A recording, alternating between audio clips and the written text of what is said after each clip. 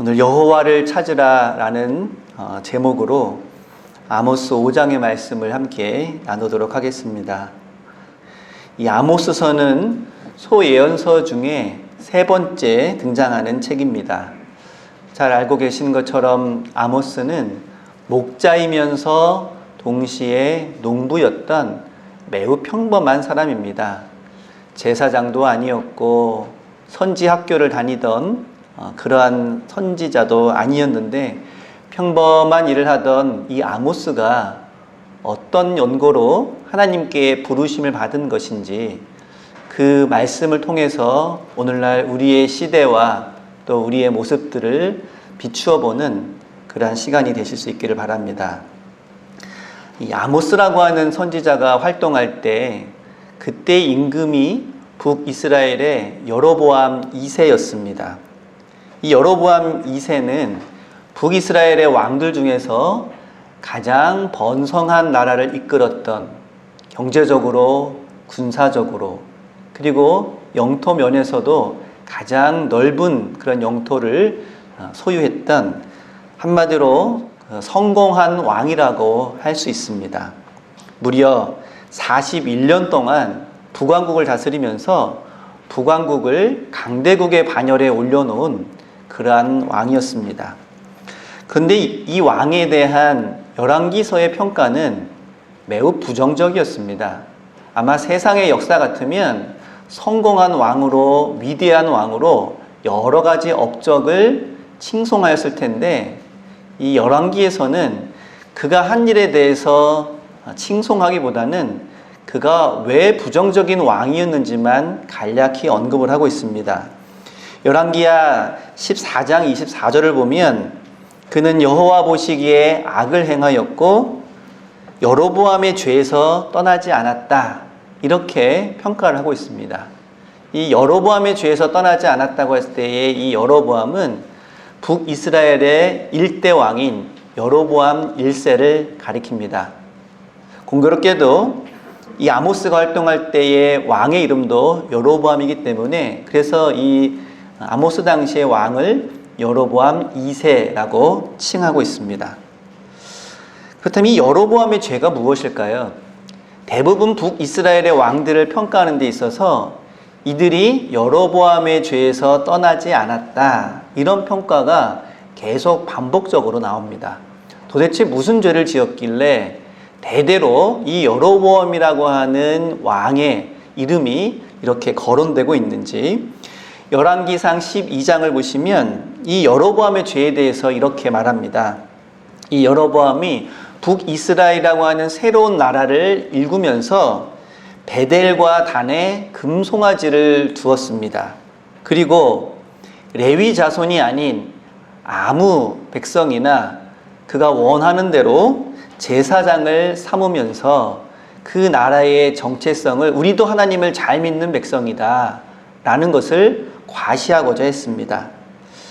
이는 세상 권력이 자신의 권력을 유지하고 또 보존하기 위해서 하나님의 뜻이 아닌 임의대로 그렇게 신앙을 이용한 죄, 이것이 바로 여로보암의 죄였던 것입니다. 요즘 말로 하면 개인의 욕심과 야망을 하나님보다 위에 두고 자신의 탐욕과 이기심을 위해서 이러한 신앙을 이용한 것, 이것이 바로 여로보암의 죄였던 것입니다. 그런 면에서 오늘날 많은 교인들이나 교회도 이 여로보암의 죄로부터 자유롭지 않은 경우가 있습니다. 겉으로는 신앙인인 것처럼 살아가면서도 그 안에는 자신의 욕망, 이기심, 주장이 그 위에 있고 자신의 이기심을 그리고 자신의 야망을 이루기 위해서 이 신앙마저도 혹은 종교마저도 이용하는 자가 있다면 그도 여로보암의 죄에서 떠나지 않은 모습이라고 할 수 있을 것입니다. 이처럼 여로보암 2세의 통치 기간은 신앙적으로는 불의와 죄악의 시대였지만 현실적으로는 풍요와 번영의 시대였습니다. 아모스서에서는 이러한 풍요와 번영의 시대상을 반영하는 그러한 표현들이 등장을 하고 있습니다. 그 당시에 여름궁과 겨울궁을 지어서 귀족들이 생활을 하였다. 코끼리 상아로 만든 침대에 누웠다. 비파 소리에 맞춰서 노래를 부르곤 했다. 대접으로 포도주를 마시고 귀한 기름을 아낌없이 몸에 바르곤 했다. 등등의 말들이 그 당시에 특권, 귀족, 부유층들이 얼마나 호화롭고 사치스러운 생활을 했는지를 보여주고 있습니다. 근데 그 당시에 이러한 호화로운 모습들, 또 사치스러운 모습들은 가난한 자들을 착취하고 그들을 억압하는 그러한 곳에서부터 기반을 두었던 것을 이 아모스 선지자는 비판을 하고 있습니다. 예를 들면 당시 부유층들은 가난한 사람들의 땅을 마구 사들였습니다. 그 당시에는 영토도 넓었고 군사적으로도 안정이 되었기 때문에 외국과의 교역을 통해서 부를 축적하는 이들이 많았습니다. 그래서 그들은 이 기회를 이용해서 더 많은 부를 얻고자 돈이 될 만한 작물들, 그 당시에 대표적인 작물들이 바로 이 포도나무와 올리브였는데, 이것을 심기 위해서 많은 사람들이 농사를 짓고 있던 땅을 사들였던 것입니다. 그래서 그곳에 이제는 식량을 위한 농사가 아니라 포도나무와 올리브를 심어서 그것을 교역에 활용해서 더 많은 부를 얻고자 했던 것입니다. 어쩔 수 없이 땅을 판 가난한 농부들은 더 이상 자기 땅이 없는 소작농으로 전락을 하고 말았습니다. 예전에는 자기 땅에서 자기가 농사를 지었는데 이제는 자기 땅을 팔고 그 땅에서 소작을 하면서 살아갔던 것입니다. 게다가 이제는 식량을 위한 농사가 아니라 교역을 위한 그러한 작물을 재배하는 곳이 많아지면서 식량을 쉽게 얻기가 예전보다 어려워졌고, 가난한 사람들은 그만큼 더 힘든 생활을 할 수밖에 없었습니다. 그리고 이렇게 부가 쌓이고 토지가 늘어나자 그 당시 왕과 귀족들은 자신의 재산을 지키기 위해서 곳곳마다 성읍을 쌓고 성벽을 쌓는 건축 사업을 자주 진행을 했습니다. 그러면서 이것이 그 당시에 농부들을 보호하기 위한 것이다 라는 명목을 내세워서 가난한 농민들에게 보호세의 명목으로 세금을 거두어 가곤 했습니다. 이렇게 이중삼중으로 어려움을 당하는 그 당시 평범한 사람들의 삶은 점점 더 어려워질 수밖에 없었습니다. 게다가 부와 권력을 독점한 사람들이 자신들에게 유리한 법을 만들기도 하고, 또 어떤 재판이 있을 때마다 자신들이 유리하도록 조작을 하기도 했습니다. 이렇게 사회가 총체적으로 불의와 불법이 난무하는 그러한 시대가 되어버린 것입니다. 오늘 등장하는 이 아모스는 바로 그 평범한 목자이자 농부였던 사람입니다. 그 시대에 불의와 불법에 가장 많은 피해를 입었던 사람들 중에 한 사람이었습니다. 하나님께서는 바로 그러한 사람 중에 아모스를 택하셔서 그 당시에 왕과 부유층들 그리고 귀족들의 불의와 불법을 지적하고 하나님 나라 그리고 하나님 말씀을 전하게 하셨던 것입니다. 특히 이 아모스는 다른 선지자들과는 다르게 가난한 자들을 짓밟는 그 당시 특권층, 부유층, 귀족들의 이러한 죄에 대해서 굉장히 심각하게 다루고 있습니다.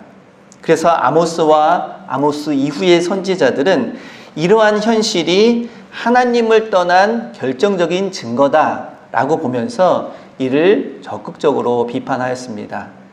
예를 들어서 아모스 2장 6절과 7절을 보시면, 그들이 은을 받고 의인을 팔며 신 한 켤레를 받고 가난한 자를 팔며 힘없는 자의 머리를 티끌 먼지 속에 발로 밟고 연약한 자의 길을 굽게 하였다.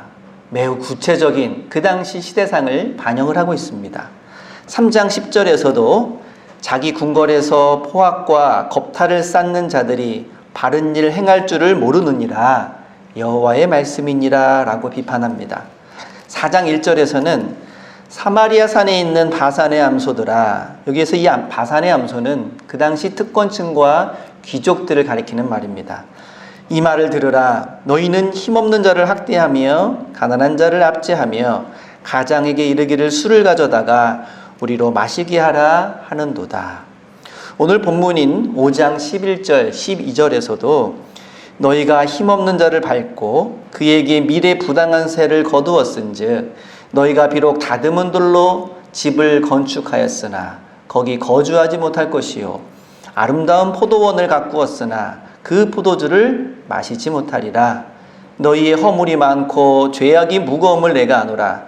너희는 의인을 학대하며 뇌물을 받고 성문에서 가난한 자를 억울하게 하는 자로다. 이 말씀들을 읽을수록 그 당시 사회가 얼마나 불의와 불법이 가득한 시대였는지를 알게 됩니다. 그런데 이러한 모습은 오늘날 우리가 바라보고 있는 이 시대의 현실의 모습과 크게 다르지 않다는 것을 여러분들이 아마 마음속으로 깨달으셨을 것입니다. 어쩌면 우리는 여전히 아모스가 비판하던 시대의 모습 속에서 살아가고 있는지도 모른다는 것입니다. 이러한 아모스의 또 다른 특징이 하나 있습니다. 그것은 호세아서나 요엘서에 비해서 백성들이 하나님께 회개하고 하나님께 돌아올 거라고 하는 기대감이 별로 없다는 것입니다. 호세아나 요엘서에서는 간절한 마음으로 이 말씀을 전하면 저들이 회개하고 돌아올 것이다 라고 하는 기대감을 가지고 하나님의 말씀을 전하곤 했습니다. 그런데 아모스는 그보다 더 비관적이었다는 것입니다. 그래서인지 아모스서를 읽어보시면 돌아오라는 말이 한 번도 나오지를 않습니다.